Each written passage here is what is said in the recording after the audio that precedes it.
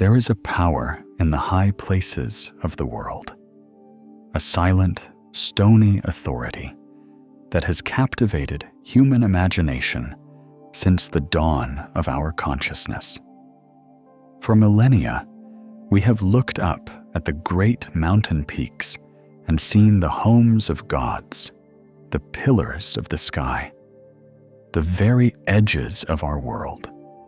They are monuments of geological time, standing as silent witnesses to the rise and fall of empires, the shifting of continents, and the slow, inexorable march of ice and wind.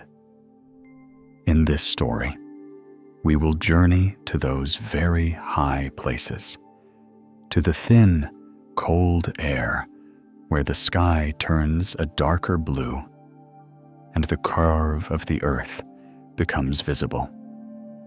We will explore the science of their cataclysmic birth, the history of their discovery by surveyors who painstakingly mapped the world, and the human saga of the climbers who dared to set foot on their summits. It is always fascinating to think about where stories like this are heard. So I would love for you to leave a comment telling me where you are listening from and what time it is for you. And if you enjoy tales of exploration and discovery, be sure to subscribe so you will be notified when we release new stories. Our story is a quest for the ultimate superlative in geography, the highest mountain on Earth. It is a question that seems simple, yet, as we shall discover, the answer is as complex and multifaceted as the mountains themselves, a tale written in rock, ice, and the boundless ambition of the human spirit. To ask which mountain is the highest on Earth seems, on the surface, to be a question with a single, simple answer. Our minds are conditioned to seek out champions, to identify the one that stands above all others. For nearly 2 centuries, that answer has been a name that resonates with adventure and peril: Mount Everest. By the universally accepted standard of measurement, its summit soars to an officially recognized altitude of 8,848.86 meters, which is 29,031.7 feet, above what we call mean sea level. This metric, the elevation above a standardized global average of the ocean's surface, is the bedrock of cartography and aviation, the common language we use to map our world's vertical dimension.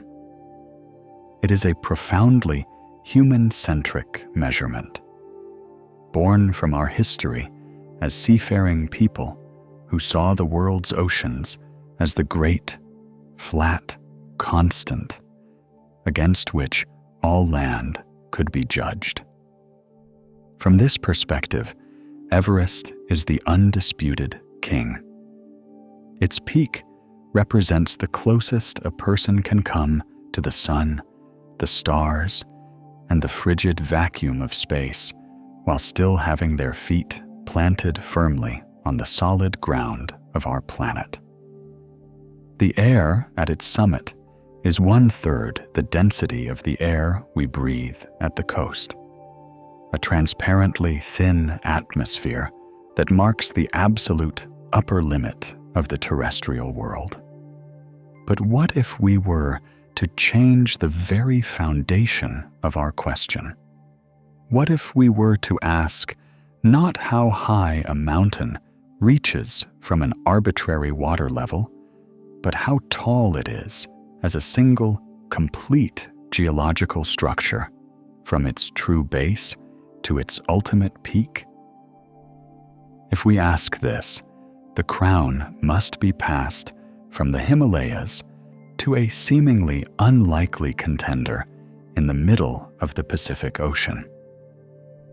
This new champion is Mauna Kea, a dormant shield volcano on the Big Island of Hawaii.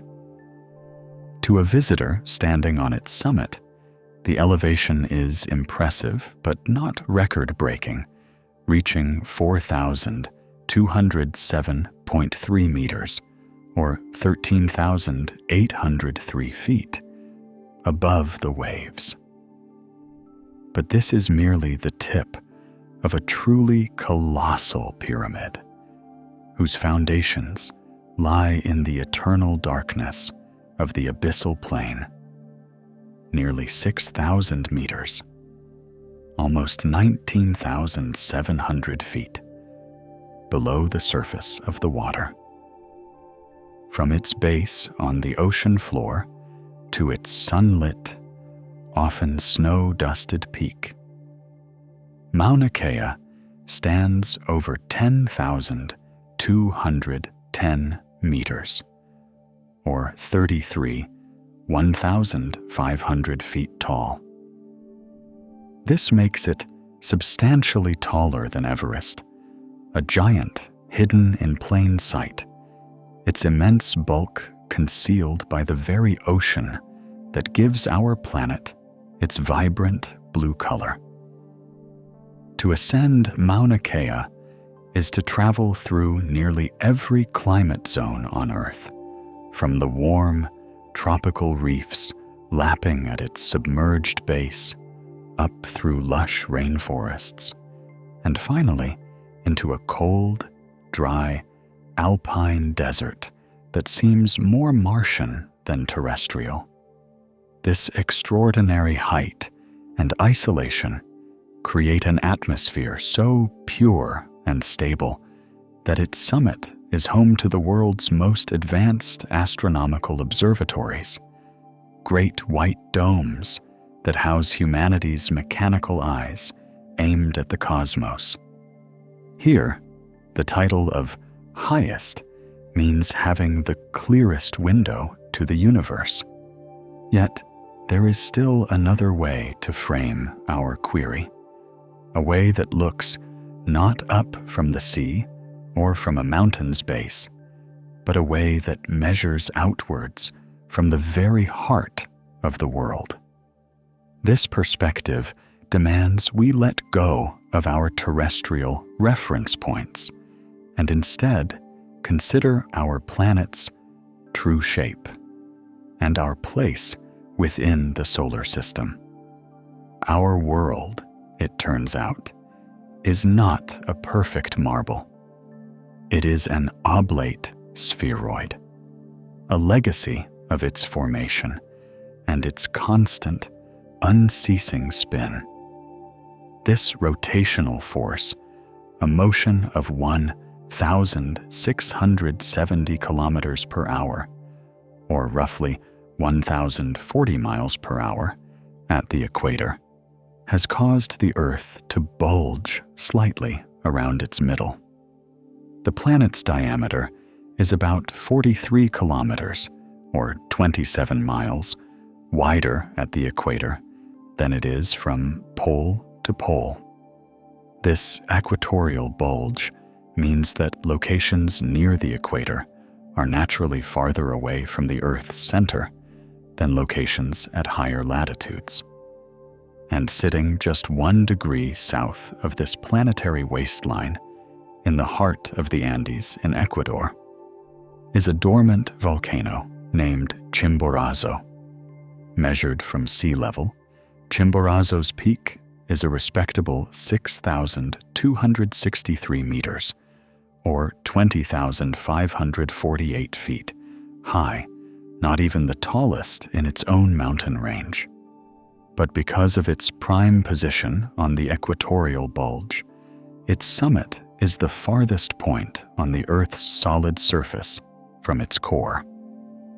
Chimborazo's peak is 6,384.4 kilometers, or 3,967.1 miles from the center of the Earth.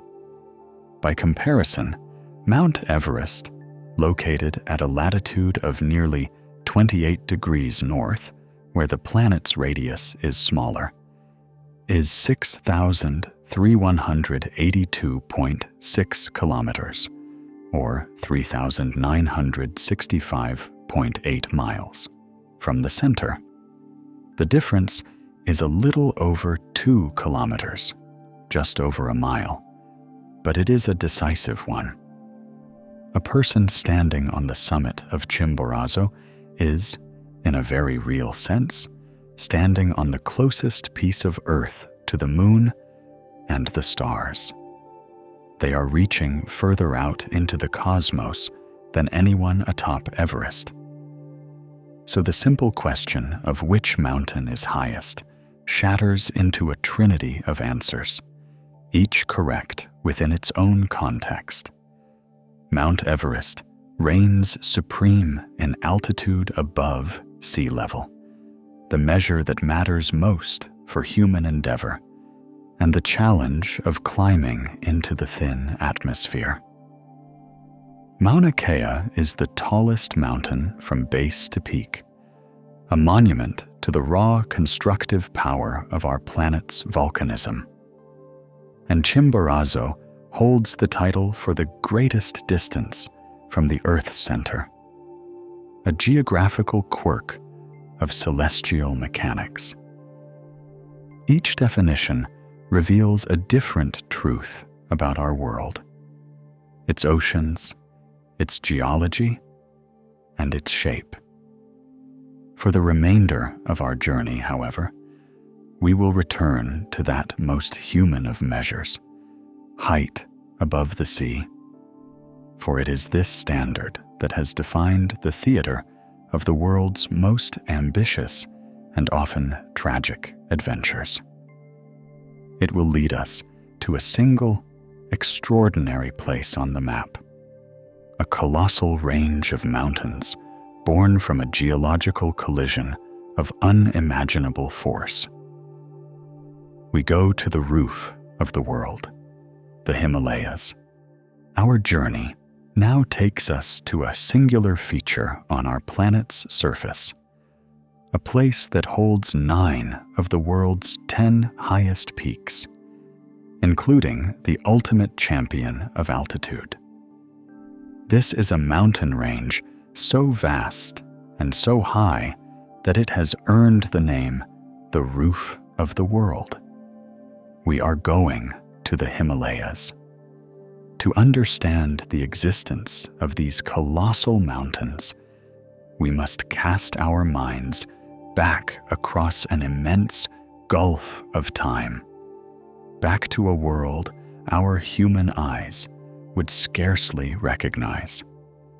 Let us travel back 200 million years. In this distant past, the continents were not scattered across the globe as they are today. They were fused together into a single, colossal supercontinent known as Pangaea. But the same titanic forces that had assembled this landmass were already working to tear it apart.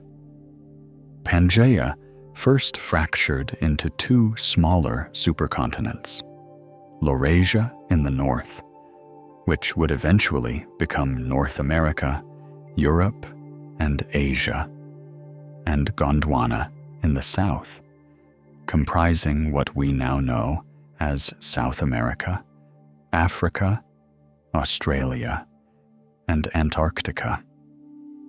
And attached to Gondwana was another, smaller piece, the landmass of India, then an island continent adrift in a vast global ocean.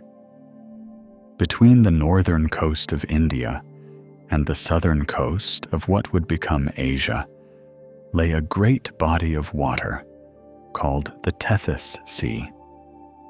For millions of years, this was a warm, shallow ocean, teeming with marine life.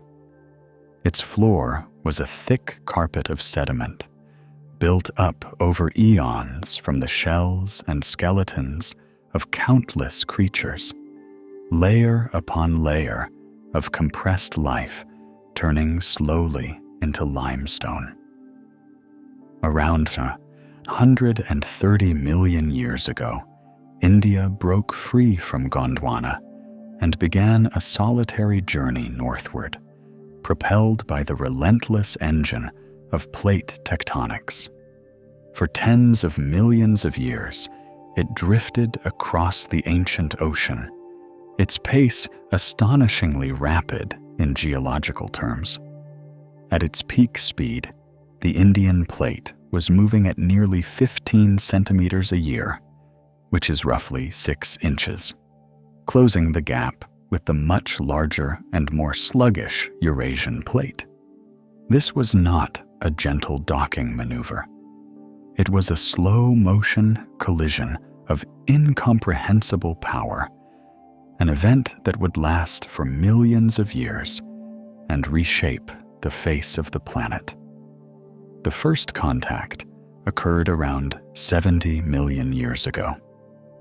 The leading edge of the Indian plate, with its lighter continental crust, began to push against the southern edge of the Eurasian plate.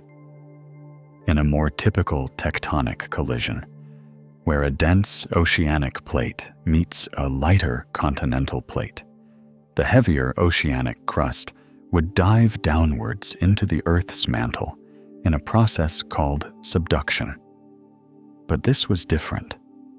This was a collision between two continental plates, two land masses of similar buoyancy. Neither would fully give way. The Earth's crust here had nowhere to go but up. As India relentlessly drove northward, the floor of the Tethys Sea was the first casualty. The vast layers of sediment, the limestone graveyard of that ancient ocean, were scraped off the descending plate and caught in the vise between the two continents. They were folded, buckled, and thrust violently upwards. This is why, even today, climbers on the final ascent to the summit of Mount Everest find themselves scrambling over marine limestone. The very rock that forms the highest point on Earth was born at the bottom of a long-vanished sea, and it still holds the fossilized remains of the sea lilies and other creatures that lived and died in the warm Tethys waters. But this was only the beginning. As the collision continued, the Indian plate began to jam itself beneath the Eurasian plate, but not in a clean subduction. It was a messy, complex pileup.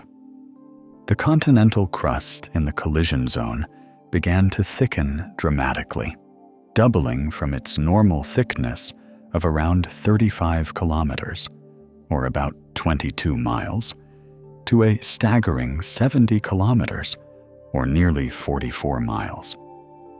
Imagine placing a thick rug on a wooden floor and pushing one end towards a wall.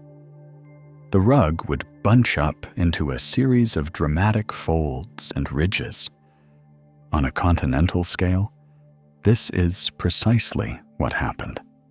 The immense pressure crumpled the Earth's crust into the vast, jagged folds that we see today as the Himalayan mountain range, a colossal wall of rock stretching for 2,400 kilometers, which is nearly 1,500 miles, across Asia. The process also created the vast, high-altitude desert behind the mountains, the Tibetan Plateau. As the Indian plate bulldozed its way north, it lifted an area of land the size of Western Europe to an average elevation of over 4,500 meters, or almost 15,000 feet. This immense uplift had a profound and lasting effect on the global climate. The newly formed Himalayas became a formidable barrier to atmospheric circulation. They blocked the cold, dry winds from the north from reaching the Indian subcontinent, and, crucially, they trapped the warm, moisture-laden air sweeping in from the Indian Ocean. Forced to rise, this moist air cools and releases its water as torrential rain, creating the seasonal monsoon that is the lifeblood for billions of people. This geological drama is not a story from the distant past. It is a living, breathing process that continues at this very moment. The Indian plate is still pushing northward into Asia at a rate of about 5 centimeters, or 2 inches, every year. This constant, inexorable pressure is what makes the Himalayan region one of the most seismically active places on the planet, as the strain is periodically released in the form of powerful earthquakes. It is also the reason the mountains themselves are still growing. The forces of erosion from wind, ice, and water are constantly working to wear the Himalayas down, but the tectonic uplift is more powerful still.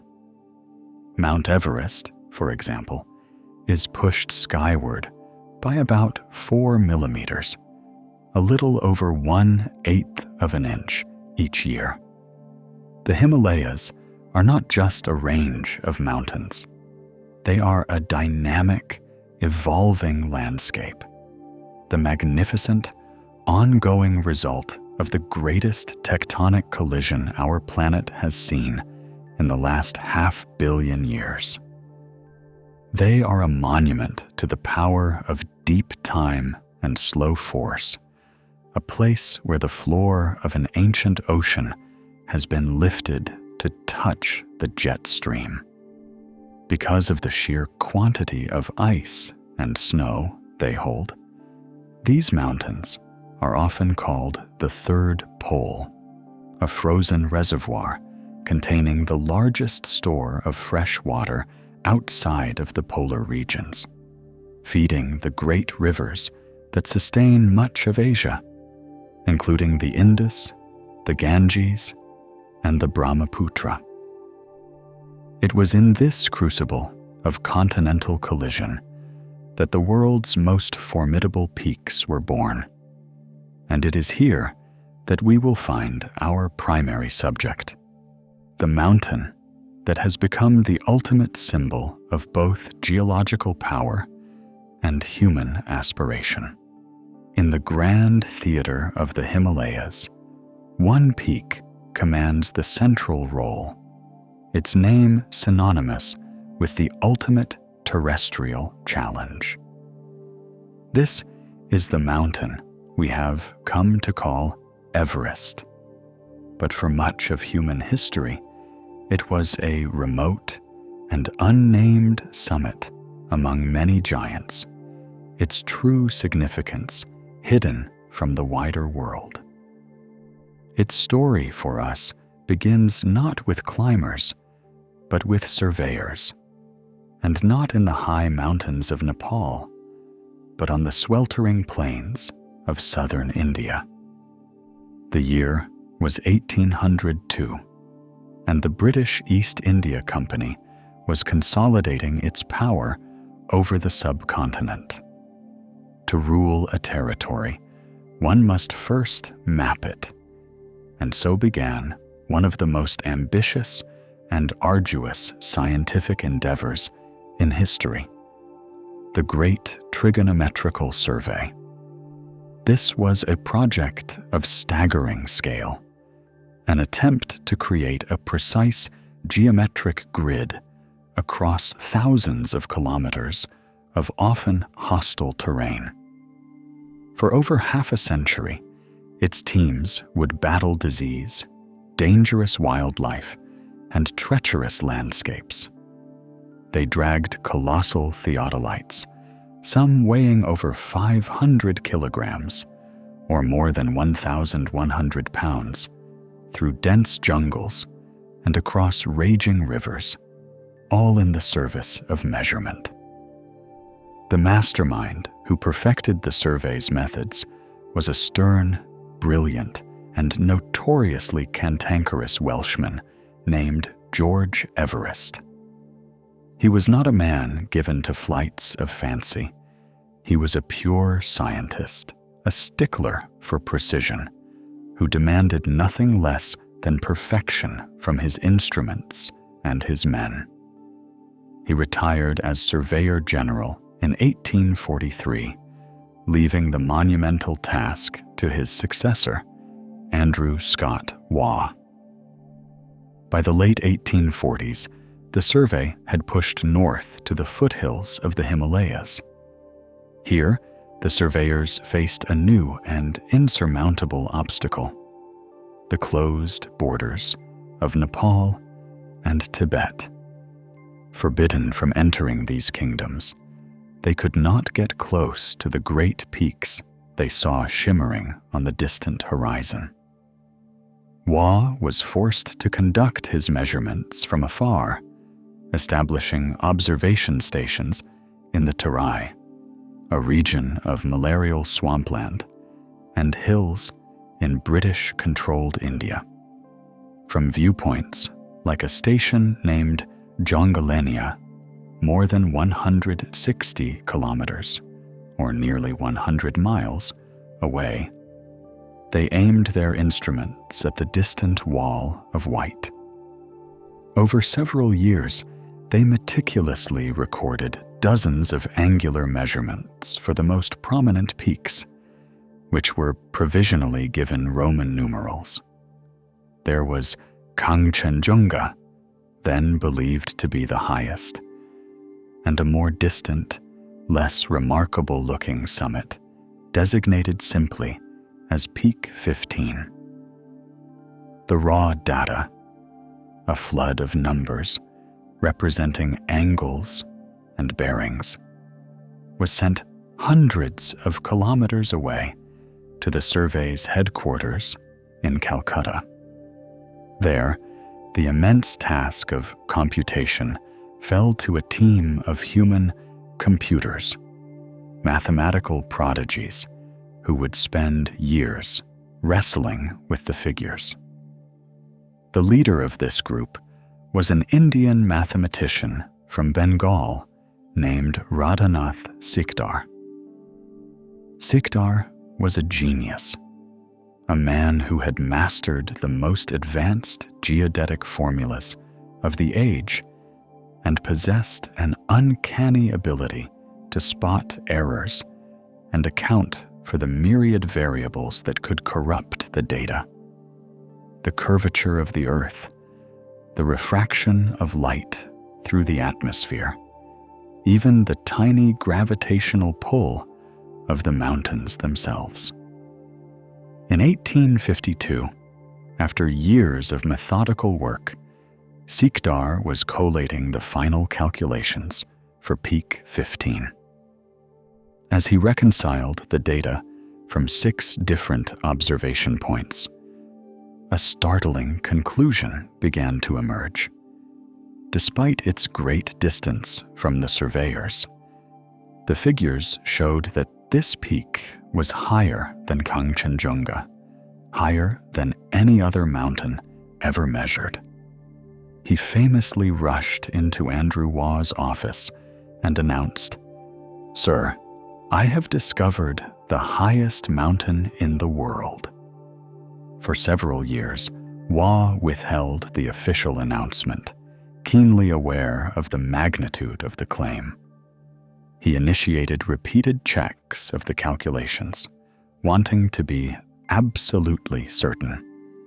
Finally, in March of 1856, he sent a letter to the Royal Geographical Society in London. He confirmed that Peak 15 stood at an astonishing 29,002 feet, a measurement that, converted to meters, is 8,839.8. This figure would remain the official height for nearly a century, a testament to the survey's incredible accuracy, being off by less than 10 meters, or about 30 feet. Now came the delicate matter of a name. The survey's official policy was to use local names whenever possible. Waugh claimed that because of the closed borders, he had been unable to ascertain any common, unambiguous, local name for the peak. This assertion remains controversial, as the mountain was clearly known to the people who lived on either side of it. Regardless, Waugh made a decision that would echo through history. He proposed to break with tradition and name the mountain in honor of his esteemed predecessor. He wrote that his respected chief and predecessor, Colonel Sir George Everest, taught me to assign to every geographical object its true local or native appellation. But here is a mountain, most probably the highest in the world, without any local name that we can discover. Therefore, he argued, he was compelled to bestow a name, and he could think of no one with a greater claim than the man who had perfected the very science that made its discovery possible. The proposal was not without its opponents. George Everest himself, then living in retirement in England, objected. He argued that his name was not easily written in Hindi, nor pronounced by natives of India. He had always been a proponent of using local names and saw this as a violation of the principles he had championed. Nevertheless, in 1865, the Royal Geographical Society, the ultimate arbiter of such matters in the British Empire, officially designated the world's highest mountain as Mount Everest. The name of a meticulous Welsh surveyor was now permanently affixed to a sacred Himalayan peak he had almost certainly never seen. But a mountain is never truly without a name. It is only without a name on a foreigner's map.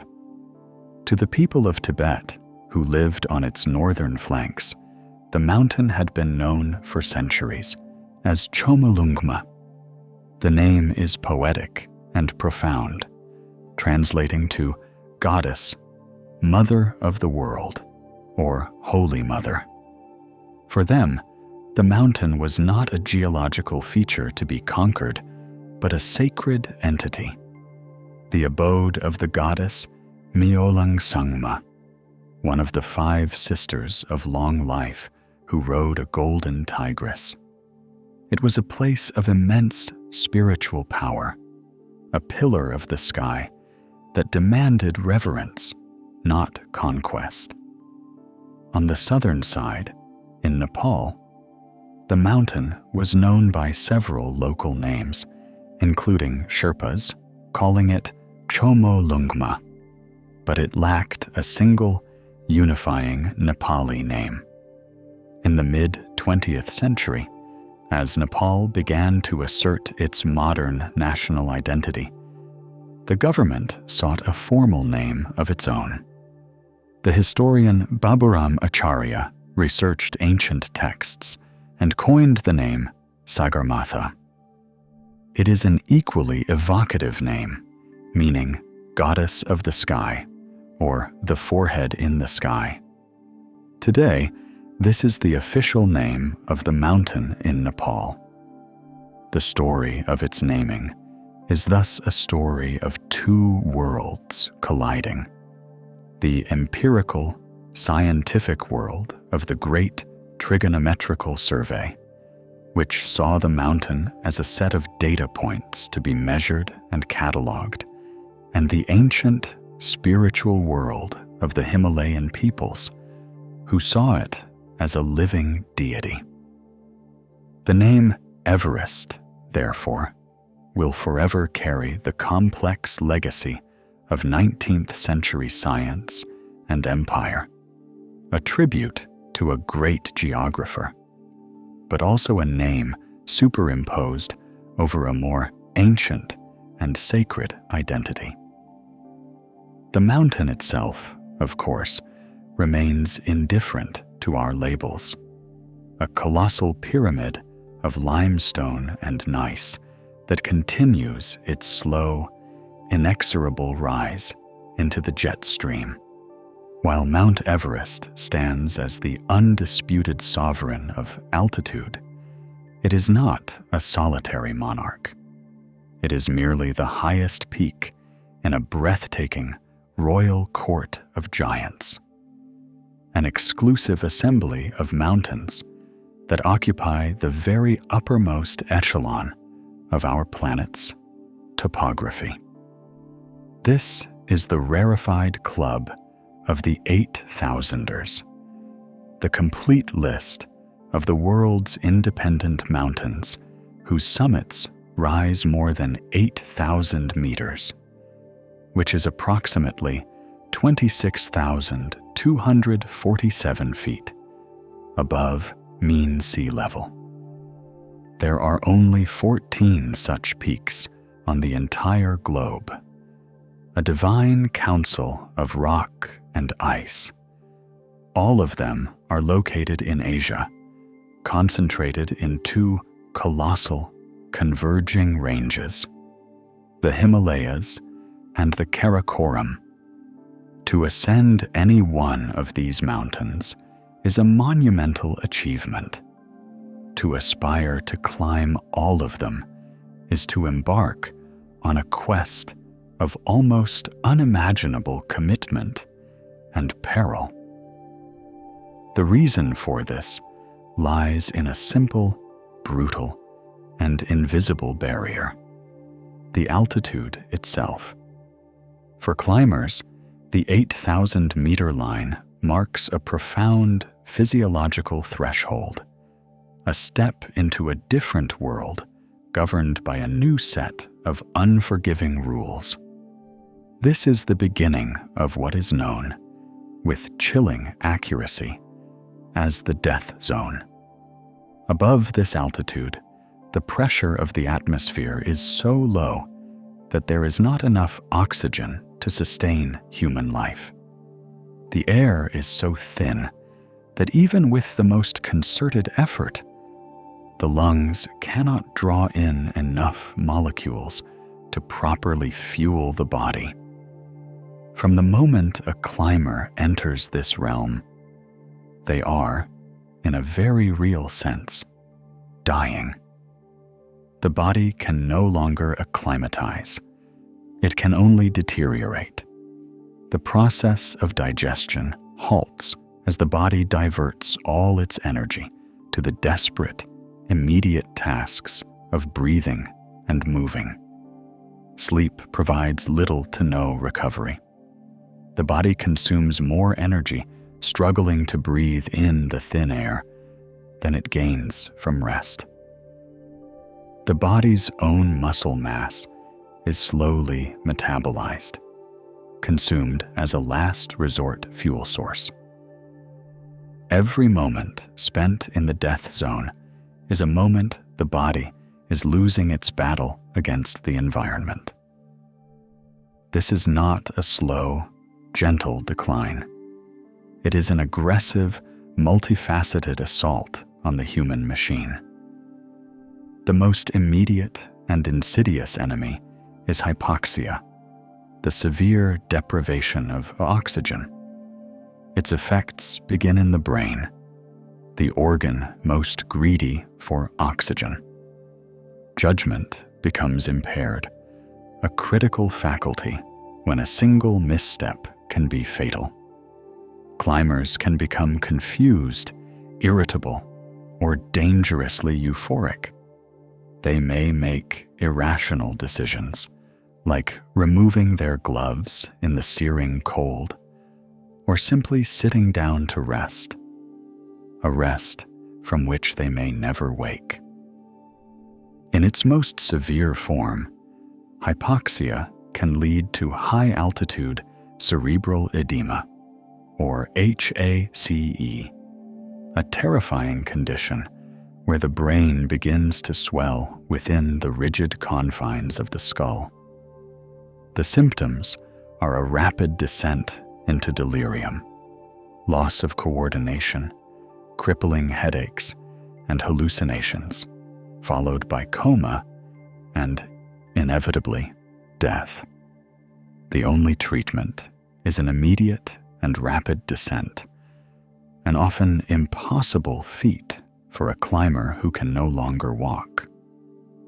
The lungs face a similar threat from high-altitude pulmonary edema, or HAPE. The low air pressure causes the delicate blood vessels in the lungs to leak fluid into the air sacs.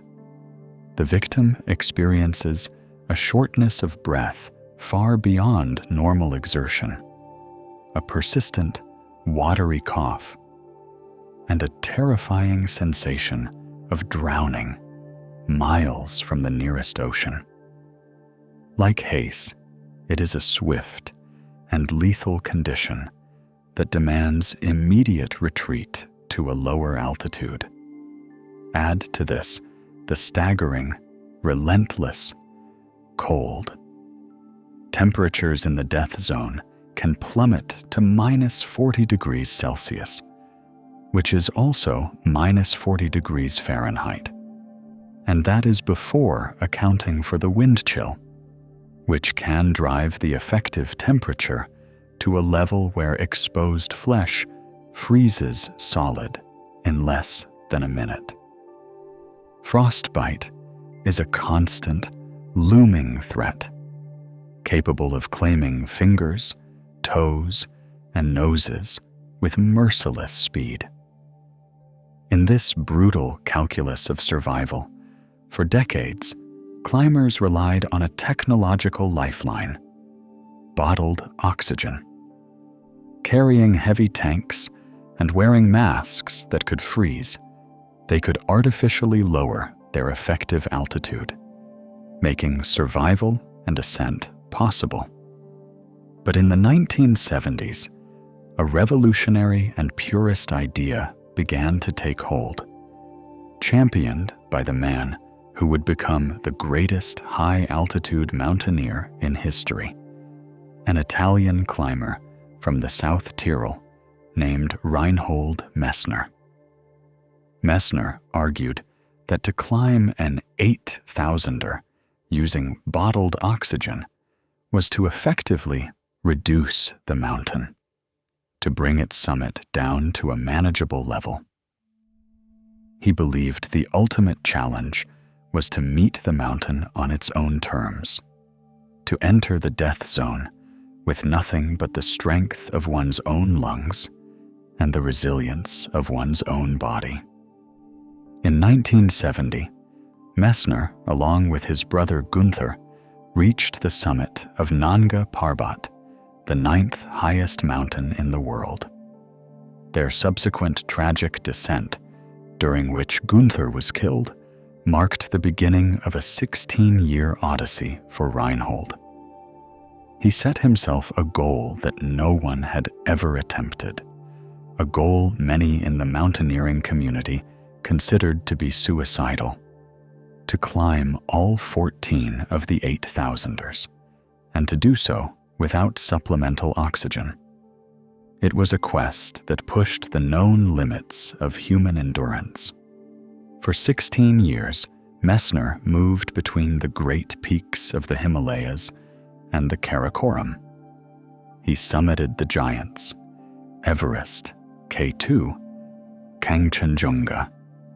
He climbed the lesser-known but equally deadly peaks like Broad Peak, Shishapangma, and Gasherbrum. Each expedition was a roll of the dice with his own mortality. He suffered the loss of toes to frostbite. He experienced the terrifying solitude of solo climbs. He faced avalanches, storms, and the constant, grinding attrition of the death zone on his body. Finally, in October of 1986, he stood atop Lhotse, the fourth highest mountain in the world. With that summit, he had done it. He was the first person in history to climb all 14 of the world's 8,000ers. His achievement fundamentally redefined the sport of mountaineering, proving that the human body, pushed to its absolute physiological limits, could survive, however briefly, in the most hostile environment on Earth. Just a year later, the legendary Polish climber Jerzy Kukuczka became the second person to complete the quest, having done so in a much shorter time of just under 8 years, and often by pioneering difficult new routes. The list of people who have repeated this feat remains incredibly small.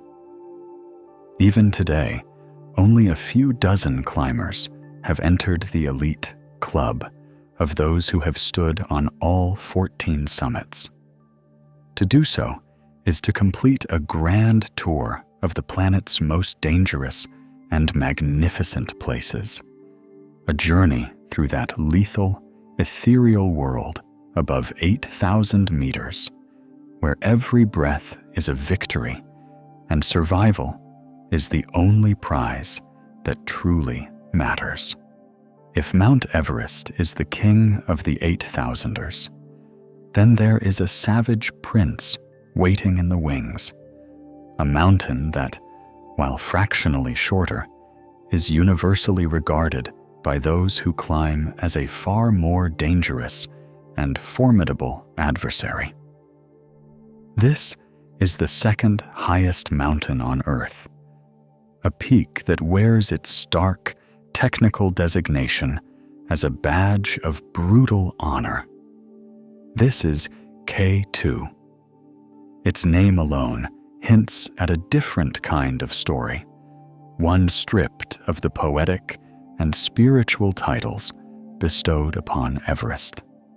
There is no goddess mother here, only the cold, hard geometry of a survey line. The name, like Everest's, is a legacy of the great trigonometrical survey.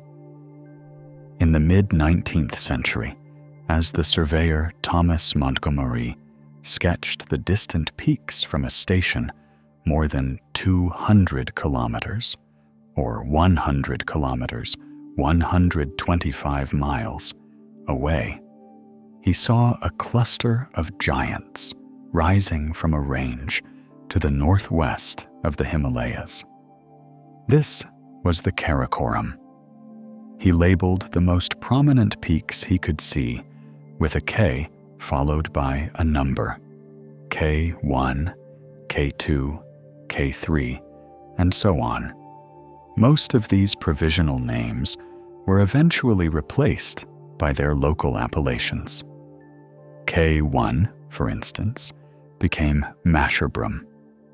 But K2 was so remote, so hidden deep within the heart of the range, that it had no single, widely known local name.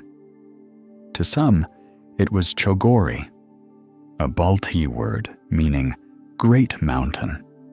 But this name was not in common use.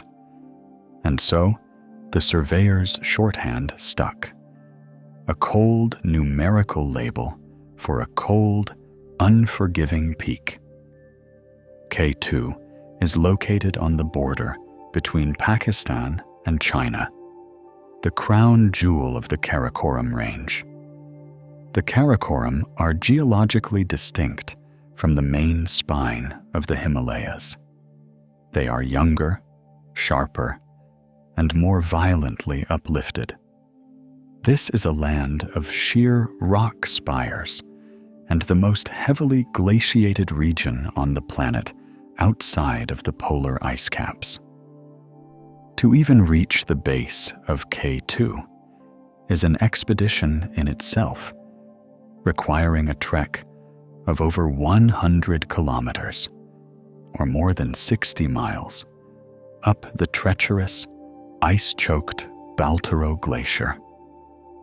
This profound isolation means that rescue is often impossible, and the mountain's weather systems are a law unto themselves, operating with a ferocity and unpredictability that makes Everest's climate seem almost stable by comparison. But the mountain's fearsome reputation is built primarily on its topography. It is an almost perfect pyramid of rock and ice, a geometric marvel of steep, unrelenting slopes that rise on all sides. There is no easy way to the top of K2. There is no equivalent of the Khumbu Icefall and the South Col route on Everest, which, while dangerous, offers a path of least resistance. Every route on K2 is a highly technical and sustained climb over steep rock, blue ice, and deep snow, demanding a high level of mountaineering skill from the moment a climber leaves base camp. Its summit stands at 8,611 meters, which is 28,251 feet. While this is only about 237 meters, or 778 feet, lower than Everest, the challenges packed into that vertical space are of a different magnitude entirely. K2's fatality rate is a stark testament to its difficulty. For every 4 people who have stood on its summit, 1 has died trying. This is a death rate of around 25%, dramatically higher than Everest's, which hovers around 4%. The mountain's most infamous and lethal feature lies high in the death zone on the most commonly used Abruzzi Spur route. It is a feature known simply and ominously as the bottleneck. This is a narrow, steep couloir, a gully of ice and snow, located at an altitude of over 8,200 meters, or nearly 27,000 feet. To reach the summit, climbers must traverse this precarious channel. But the true terror of the bottleneck comes from above. Hanging directly over this passage is a gargantuan sérac, a cliff of glacial ice the size of a multi-story building. This colossal block of frozen water is unstable, and it can, and does, collapse without warning, sweeping the entire couloir with an avalanche of ice blocks that no human could survive. It forces climbers into a terrible gamble.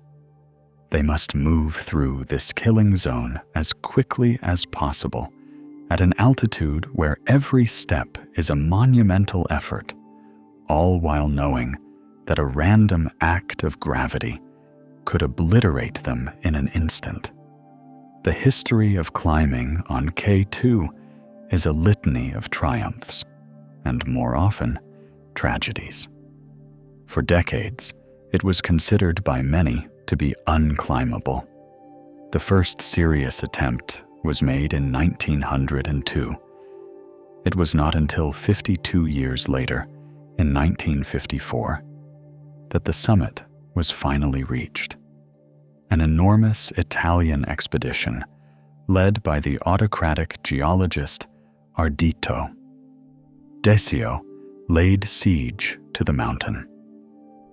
On the 31st of July, two of its climbers, Lino Lacedelli and Achille Compagnoni, stood on the summit, exhausted but victorious. Yet even this first success was shrouded in a darkness that would taint its legacy for half a century.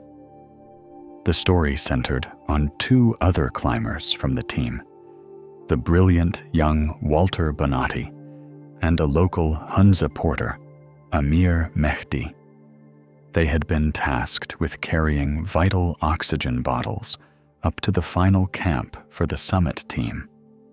After a heroic and grueling climb, they arrived at the designated spot late in the day, only to find the camp was not there. Lacedelli and Compagnoni had moved it to a higher, unknown location.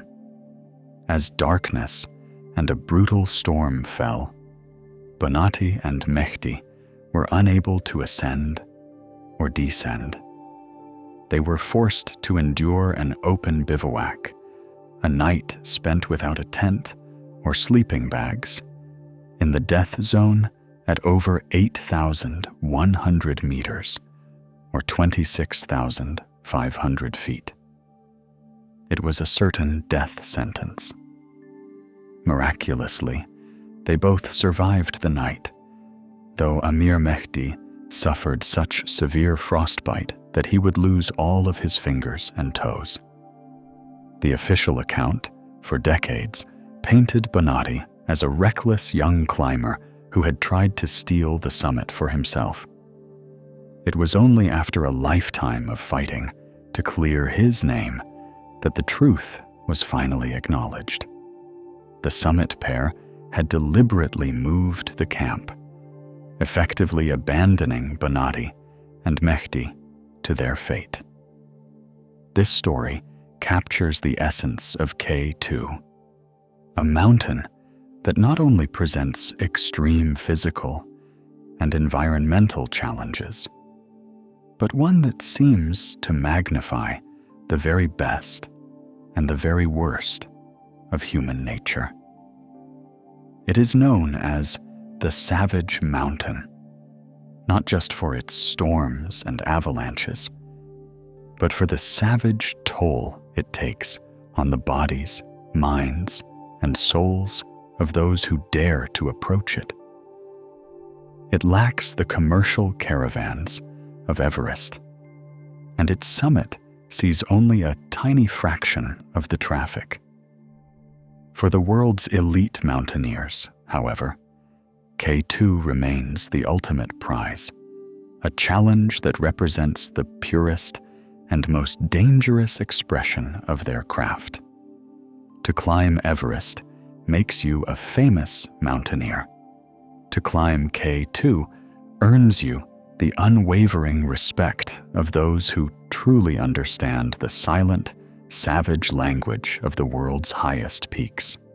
From the stark, singular pyramid of K2, our journey now turns east, back to the main spine of the Himalayas, to a mountain that for a time held the title of the highest in the world.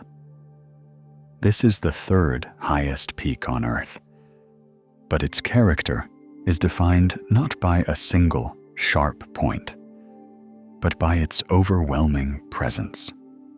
A colossal massif that seems less like a mountain and more like a continent of ice and rock lifted into the sky. This is Kangchenjunga. The name itself is a poem, a melody of the Tibetan language spoken by the people who have lived in its shadow for centuries. It translates as the 5 treasures of the snow, a name that transforms the mountain from a mere geological feature into an ethereal repository of divine wealth. According to local beliefs, these 5 treasures are gold, silver, precious gems, grain, and sacred scriptures. They are not physical treasures to be mined or plundered, but spiritual ones, the sources of prosperity, wisdom, and life itself, stored within the mountain's 5 great peaks and protected by a guardian deity. Located on the border between eastern Nepal and the Indian state of Sikkim, Kangchenjunga rises to an elevation of 8,586 meters, which is 28,169 feet. Unlike the focused pyramidal ambitions of Everest or K2, Kangchenjunga is a sprawling fortress. It is a vast ridge of peaks running north to south, a crest of summits all towering over 8,000 meters. This sheer size and complexity make it a formidable opponent. The mountain creates its own weather, a violent and unpredictable system of storms that can materialize from a clear sky with terrifying speed. Its flanks are draped in some of the largest glaciers in the Himalayas, rivers of ice that calve into immense avalanches, sweeping the mountain's slopes with a power that can erase a climbing route or a camp in the blink of an eye.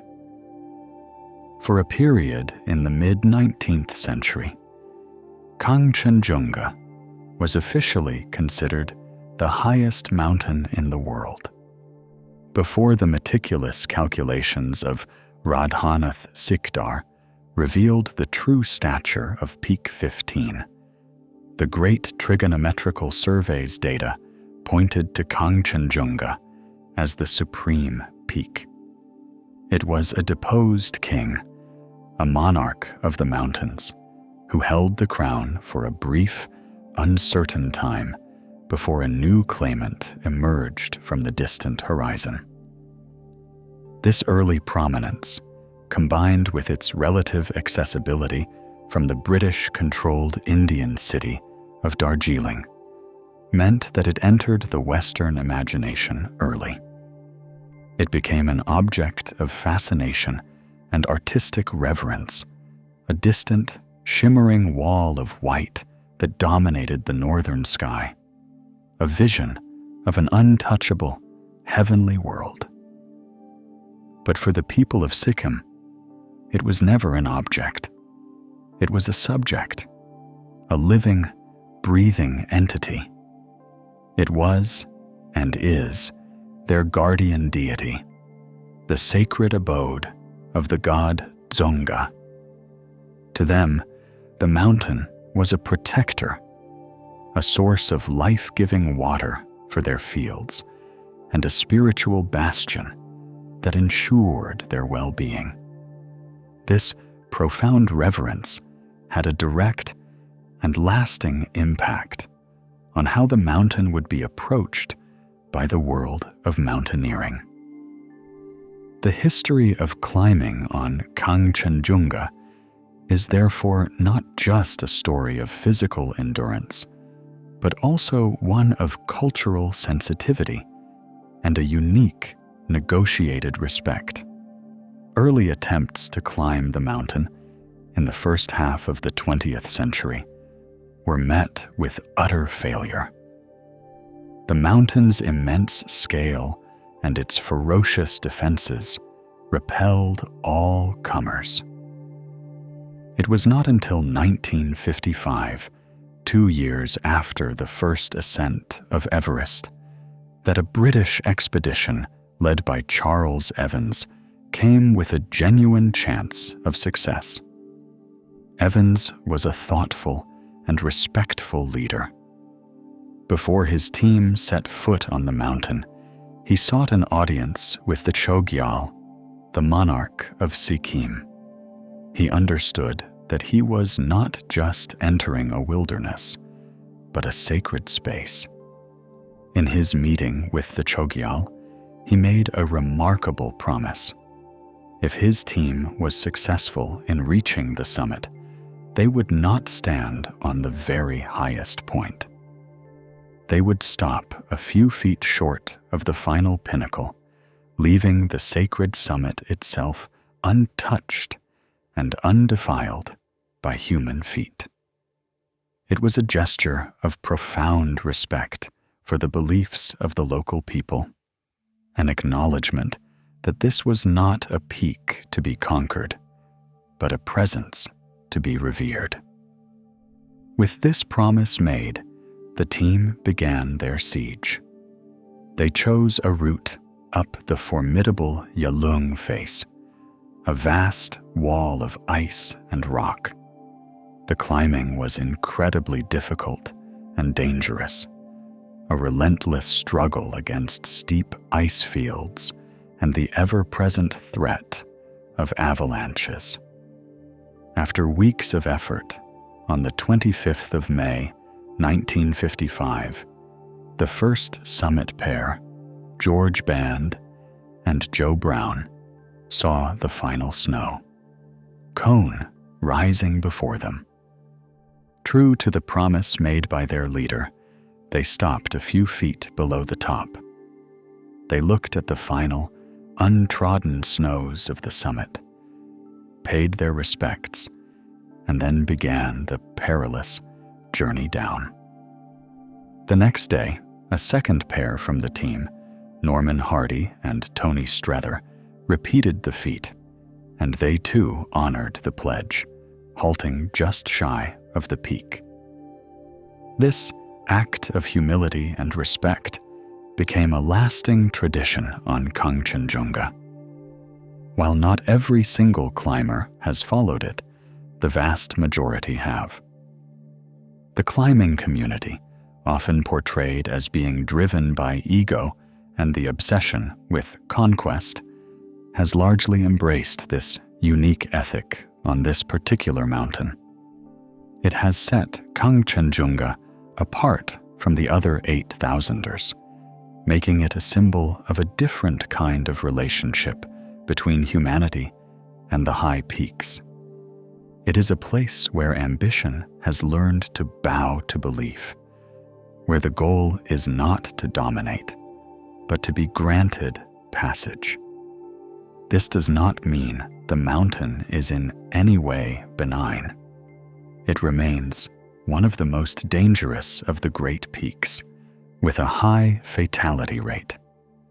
Its remoteness, unpredictable weather, and objective dangers make every ascent a life-threatening undertaking. But the spirit of the approach remains different. Kangchenjunga is a reminder that the world's high places held deep meaning for humanity long before they became arenas for sport and adventure. It is a colossal, five-spired cathedral of ice, a guardian on the horizon that has allowed mortals to approach its altar, but has kept its holiest sanctuary, that final few feet of snow, inviolate and pure. It is not a conquered peak, but a sacred mountain that has, on occasion, permitted visitors. In the colossal amphitheater of the high Himalayas, the spotlight of fame and fascination shines with an almost blinding intensity upon its central star, Mount Everest. Yet, standing immediately beside this monarch are other giants of almost equal stature, princes of the realm who are so close to the throne that they are perpetually bathed in its shadow.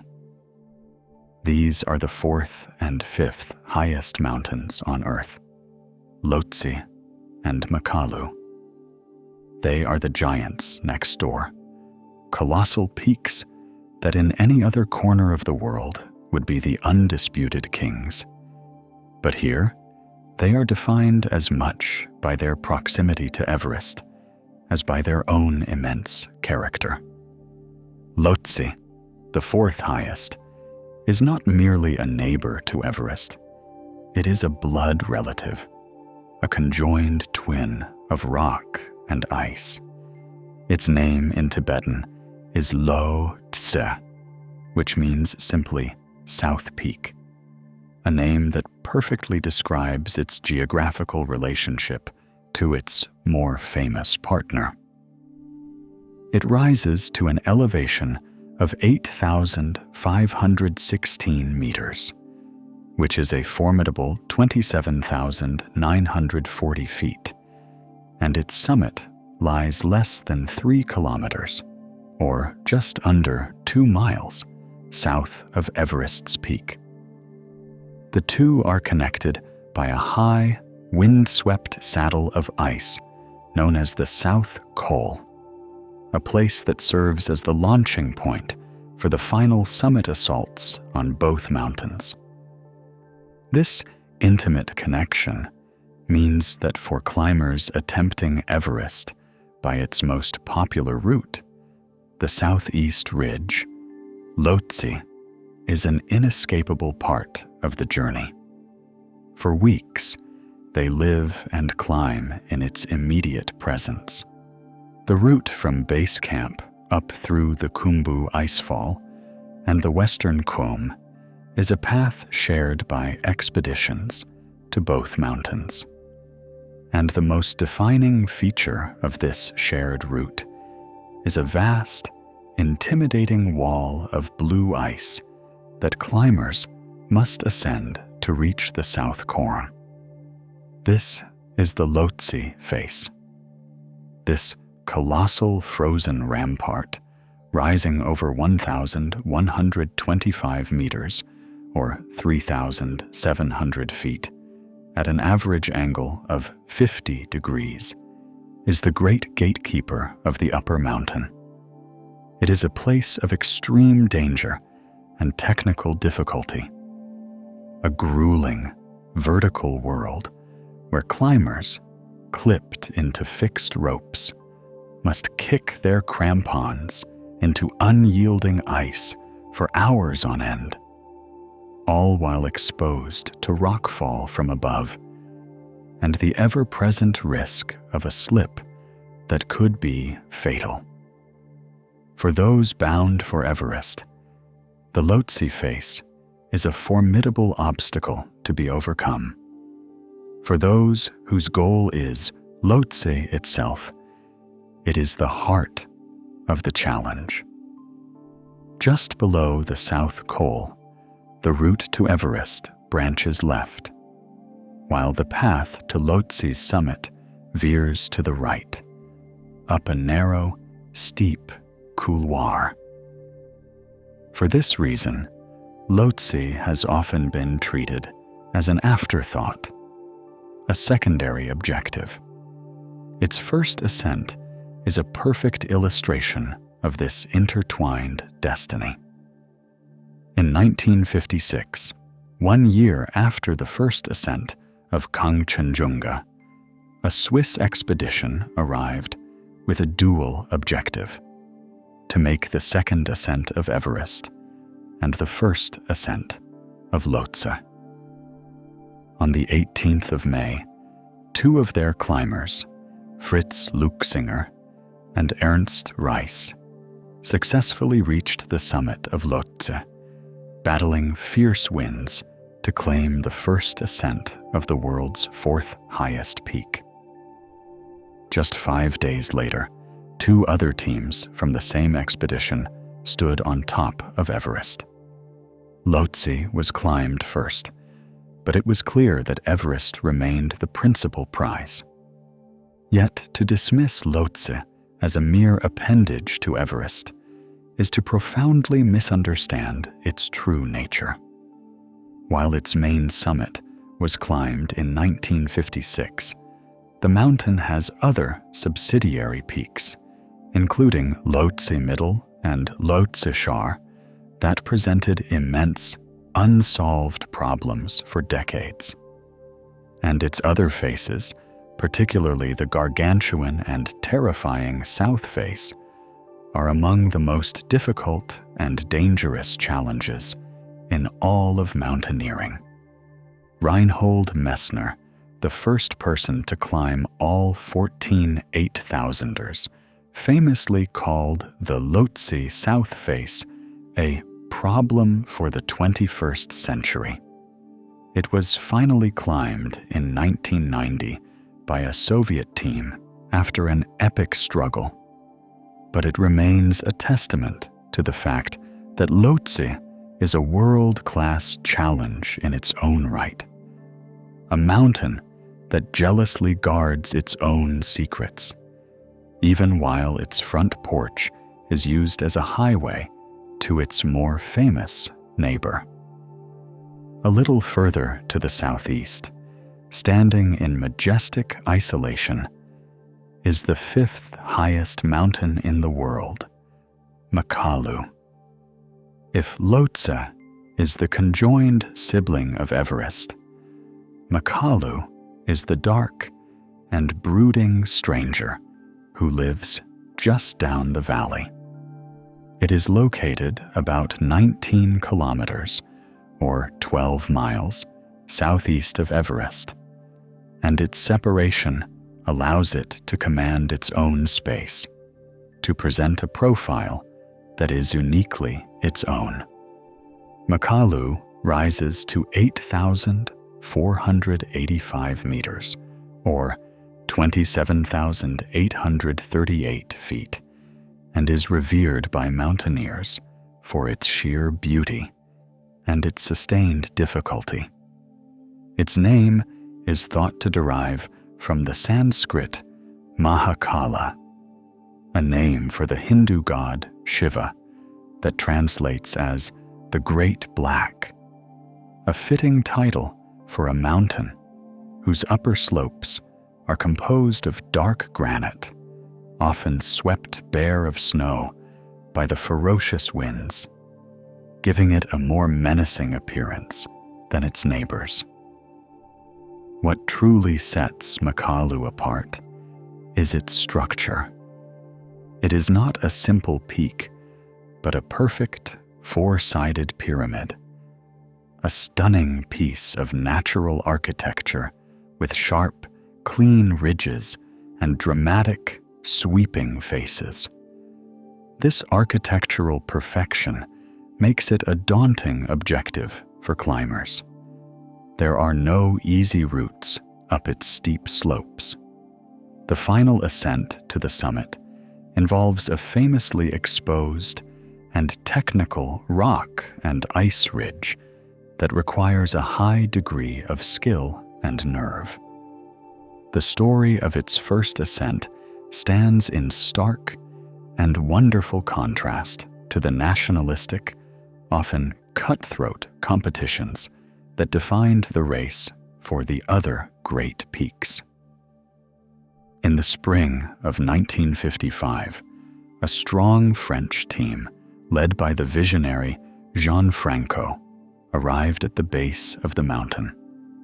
Franco's philosophy was revolutionary for the era. He saw the expedition not as a vehicle to put one or two star climbers on the summit, but as a collective endeavor. His goal was to get every single member of his climbing team to the top. It was an ambition that valued camaraderie and teamwork above all else, and in a feat that has never been equaled on an 8,000-meter peak of such difficulty, he succeeded. On the 15th of May, 1955, Lionel Terray and Jean Couzy, two of the finest climbers of their generation, reached the summit. The next day, Franco himself, along with two others, stood on top. And the day after that, the final 4 members of the climbing team completed the ascent. In the span of 3 days, the entire team, including their Sirdar, the leader of the Sherpa team, had made it to the summit of this formidable, previously unclimbed mountain. It was a triumph not of conquest, but of brotherhood. It proved that the greatest challenges could be met with a spirit of cooperation rather than rivalry. Lhotse and Makalu, forever listed as numbers 4 and 5, exist in the shadow of the ultimate number 1. Yet they are not mere footnotes in the Everest story. Lhotse is the silent partner, a mountain whose face is a crucial part of the Everest experience, a gatekeeper that demands respect from all who pass. Makalu is the dark pyramid, a peak whose beauty is matched only by its difficulty, and whose history is a shining example of the best of the human spirit. Together, they demonstrate the astonishing concentration of verticality in this one corner of the world, a place so crowded with giants that even the 4th and 5th highest places on the planet can feel like a world waiting to be discovered.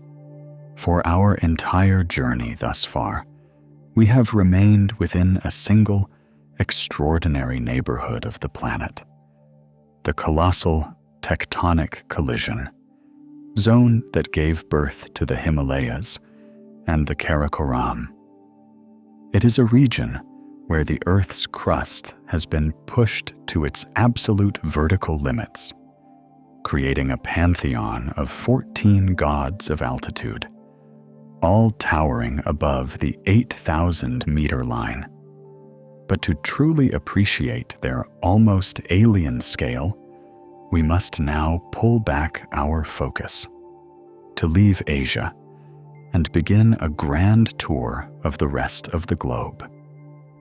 We must seek out the highest point on every continent, a journey that will reveal that while the 8,000ers are the highest mountains in the world, they are not the only ones with a claim to greatness. This quest is known in the mountaineering world as the 7 Summits, a challenge to stand on the rooftop of every continent. The idea was first conceived and completed in the 1980s by an American businessman and amateur climber named Richard Bass. His list defined the 7 peaks, but it was not without its geographical debates, leading to a slightly different and more difficult list championed by his great contemporary, Reinhold Messner. Our first stop takes us to South America, to the spine of the Andes in Argentina. Here stands Aconcagua, a mountain of staggering presence. At 6,961 meters, or 22,838 feet, it is the highest mountain on Earth outside of Asia.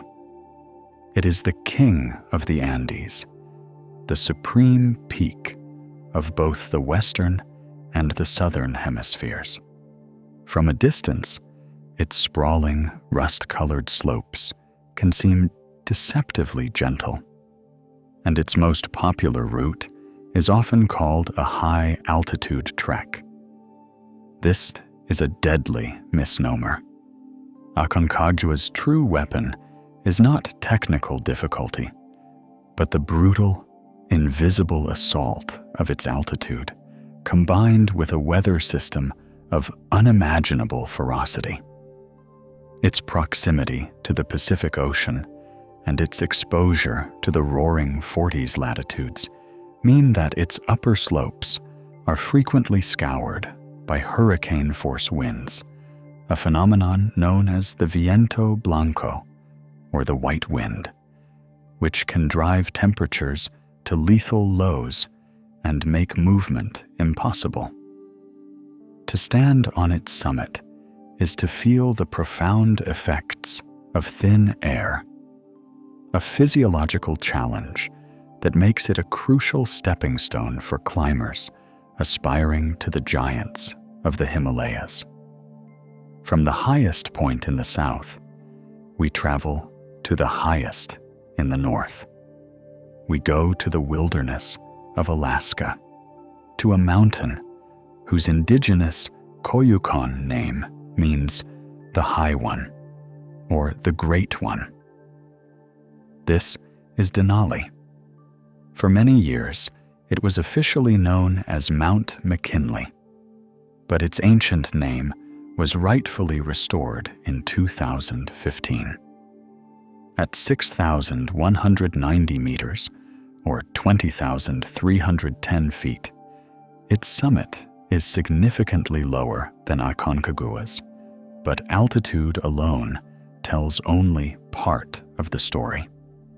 Denali's challenge lies in its extreme northern latitude.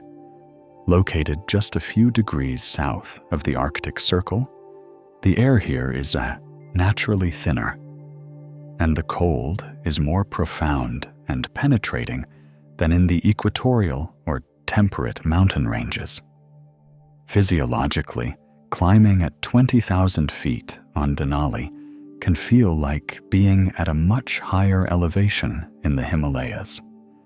Furthermore, its vertical rise from its base is immense, a sheer wall of rock and ice that rises some 5,500 meters, or 18,000 feet, from the surrounding lowlands. It is a self-contained Arctic world, a place of massive glaciers, ferocious storms, and a cold so absolute that it has become the mountain's defining characteristic. Next, we journey to Africa, to Tanzania, to a mountain that is not part of a sprawling range, but stands in magnificent, solitary splendor. This is Kilimanjaro, the highest freestanding mountain in the world. It is a dormant stratovolcano, a colossal mound built up by countless eruptions over 1 million years. Its highest peak, a crater rim named Kibo, reaches 5,895 meters, or 19,341 feet. To climb Kilimanjaro is to take a journey through a world of climate zones stacked one on top of the other. The ascent begins in the hot, lush rainforests at its base, passes through moorlands of giant heather, and enters a strange, high-altitude desert before the final push onto the Arctic summit cone. Here, defying its position just 3 degrees south of the equator, are the mountain's famous glaciers, great cliffs of ice that have captivated explorers for centuries. Tragically, these glaciers are now a symbol of our changing planet, shrinking at an alarming rate, and predicted by many scientists to disappear entirely within the next few decades. Our tour then takes us to the disputed border of Europe and Asia, to the Caucasus Mountains in Russia. Here rises Mount Elbrus, a dormant, double-coned volcano that is the highest point in Europe. Its western summit, the taller of the two, stands at 5,642 meters, or 18,510 feet, draped in a permanent ice cap that feeds 22 glaciers. Elbrus is a vast, white giant. While its normal route is not considered a technical climb, it is a mountain that claims many lives. Its primary dangers are its savage, unpredictable weather, which can descend in minutes, and the disorienting, featureless nature of its vast snowfields, where a storm can reduce visibility to zero, making it terrifyingly easy to lose one's way. The fifth summit on our list is the most remote and inhospitable of all. We must travel to the bottom of the world, to the frozen continent of Antarctica. In the heart of the Ellsworth Mountains lies the Vinson Massif, the highest point of the ice continent at 4,892 meters, or 16,500 feet. It is a peak defined by its environment, the most profound cold and isolation on the planet. Discovered only in 1958, it is a mountain of the modern age of exploration. To climb it requires navigating a world of 24-hour daylight in the austral summer, and temperatures that rarely rise above minus 30 degrees Celsius or minus 22 degrees Fahrenheit.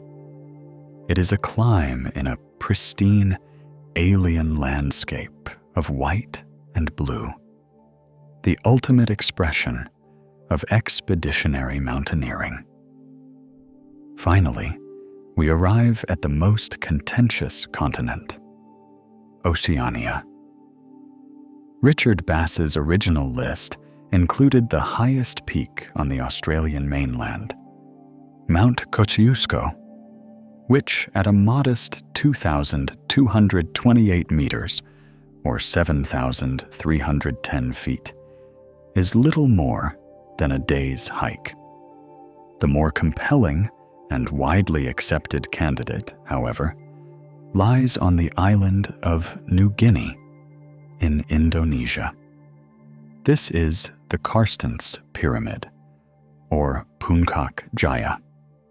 At 4,884 meters, or 16,024 feet, it is a dramatic, serrated fin of limestone rock.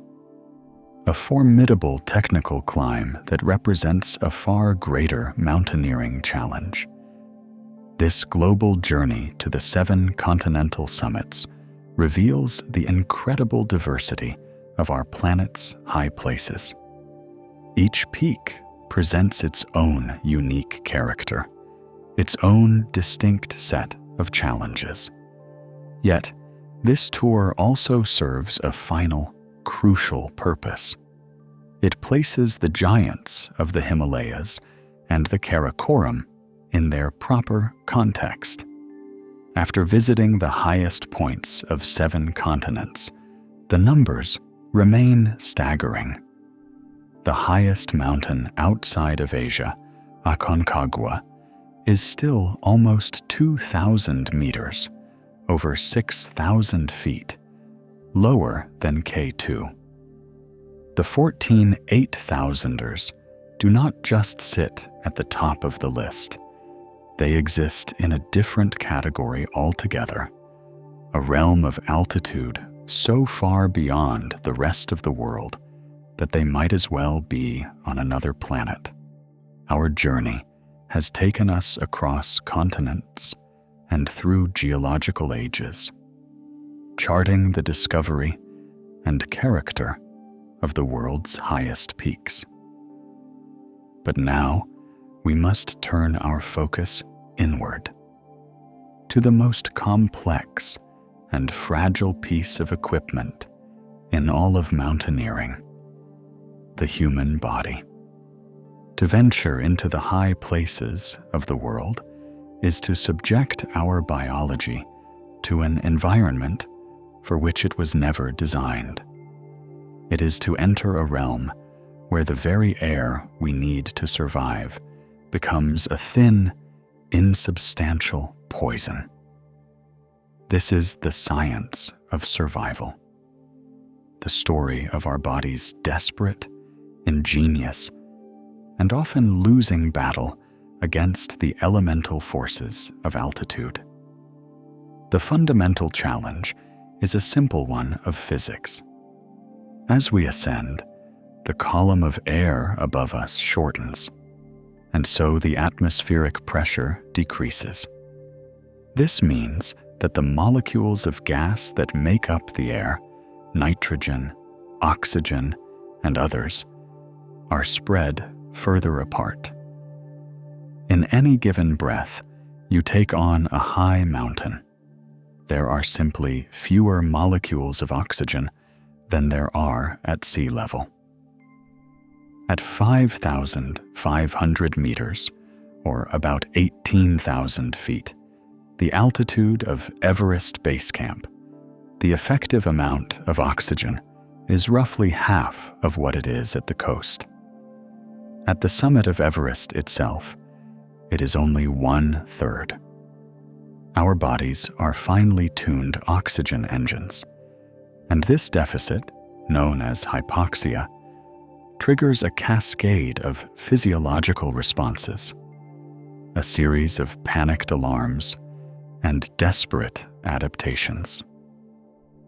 The first and most noticeable response is an immediate increase in breathing rate. The body's chemoreceptors, which monitor the oxygen and carbon dioxide levels in our blood, detect the oxygen shortage and send an urgent signal to the brain. Breathe faster. This hyperventilation is a frantic attempt to pull more air and thus more oxygen into the lungs.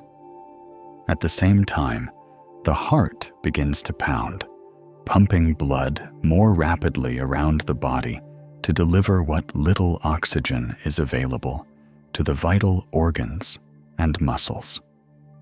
This is the body's emergency short-term solution, but it is incredibly inefficient and cannot be sustained. To survive at altitude for any length of time, a more profound change must occur. This process is called acclimatization. Given enough time at a high but not lethal altitude, the body begins a remarkable series of transformations. The first is a change in the blood itself. The kidneys begin to produce a hormone called erythropoietin, or EPO, which is a powerful signal to the bone marrow. In response, the bone marrow ramps up its production of red blood cells. These are the microscopic cargo ships that transport oxygen from the lungs to the rest of the body. By increasing their number, the body effectively increases the oxygen-carrying capacity of the blood. This process is slow, taking weeks to fully develop, which is why high-altitude expeditions are long, drawn-out affairs, with teams spending weeks moving up and down the mountain, climbing high and sleeping low, to gradually coax their bodies into making these changes. But even with perfect acclimatization, there is a ceiling, a point above which the human body can no longer adapt. As we discussed, this is the death zone, the realm above 8,000 meters. Here, the oxygen deficit is so severe that no amount of acclimatization can compensate. The body is in a state of continuous, accelerating decline. The brain, which consumes about 20% of the body's oxygen, is the most vulnerable organ. Hypoxia starves the brain cells, leading to the impaired judgment, confusion, and loss of coordination that can be so fatal. In the worst cases, it leads to the brain swelling of high-altitude cerebral edema, or HACE. This happens because the low oxygen levels can cause blood vessels in the brain to become leaky, allowing fluid to seep into the brain tissue. The rigid confines of the skull mean there is nowhere for the swelling to go, and the increasing pressure begins to crush the brain itself. The lungs are another critical battleground. The body's response to low oxygen can cause the blood vessels in the lungs to constrict, leading to a dangerous increase in pressure. This can force fluid from the blood into the air sacs, a condition known as high-altitude pulmonary edema, or HAPE. The lungs literally begin to fill with fluid, and the victim experiences a terrifying sensation of drowning. But hypoxia is not the only enemy. The cold at extreme altitude is a physical force of incredible destructive power. The body's first line of defense is to redirect blood flow away from the extremities, the fingers, toes, and nose, and towards the vital core organs. This process, called vasoconstriction, is essential for keeping the heart and brain warm, but it leaves the extremities dangerously vulnerable. With their warm blood supply cut off, they begin to freeze. This is frostbite. At first, the tissue becomes numb and white. But as ice crystals form within the cells, they expand and rupture the cell walls, causing irreversible damage. If the tissue is rewarmed, it will swell, blister, and turn black as it dies. In severe cases, the only treatment is amputation. Survival in this environment is therefore a constant balancing act. Climbers must consume thousands of calories a day just to fuel their basic metabolism and fight the cold.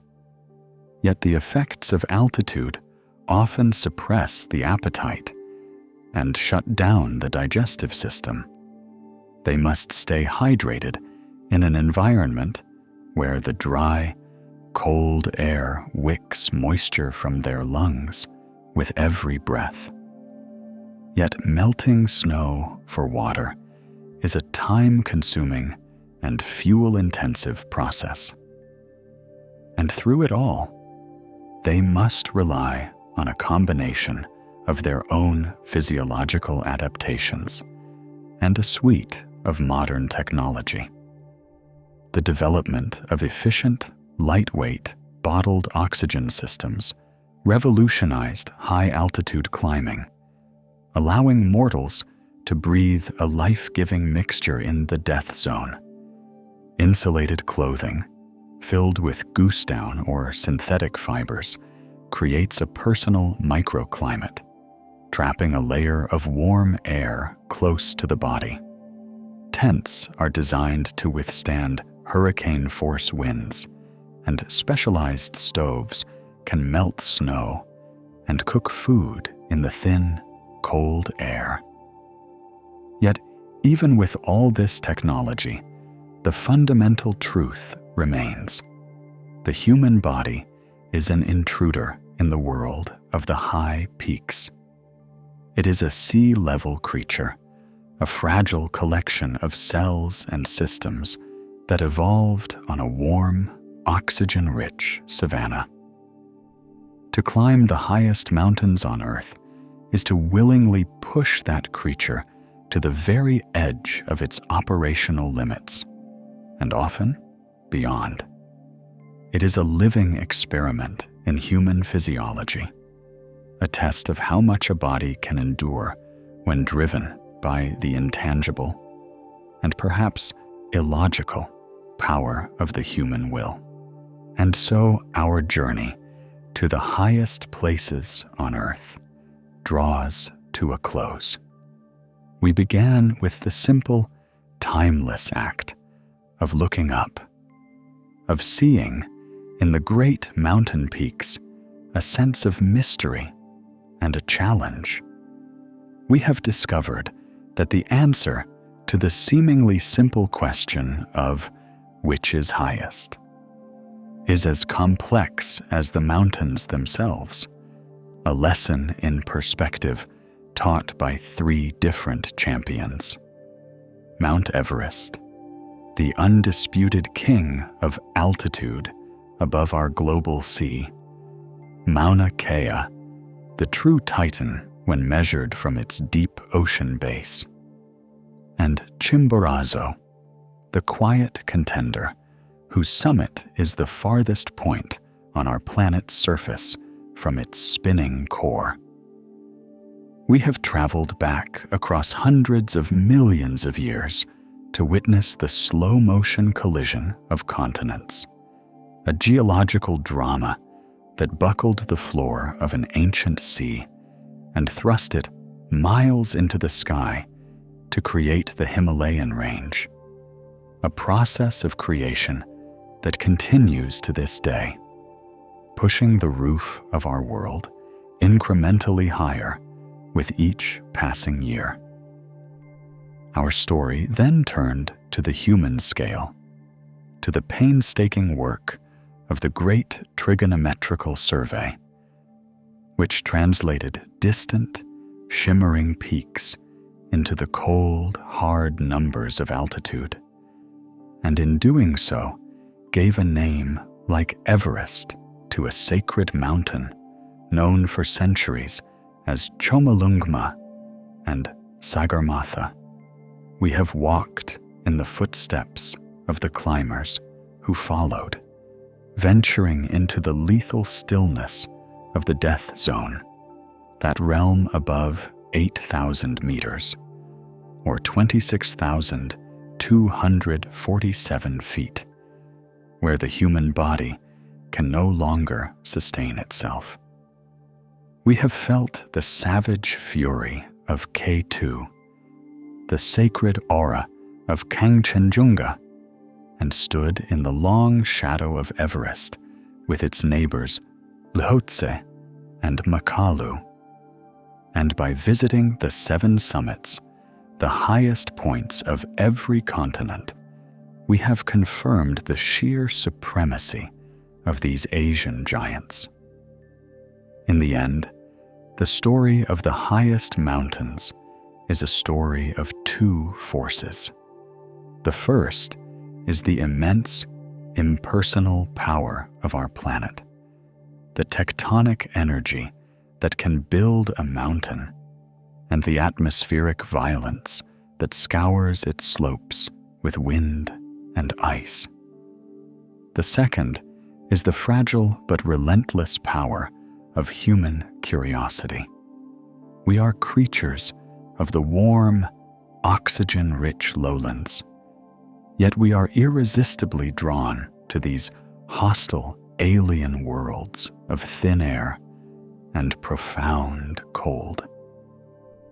The drive to reach their summits is a quest that goes beyond mere sport.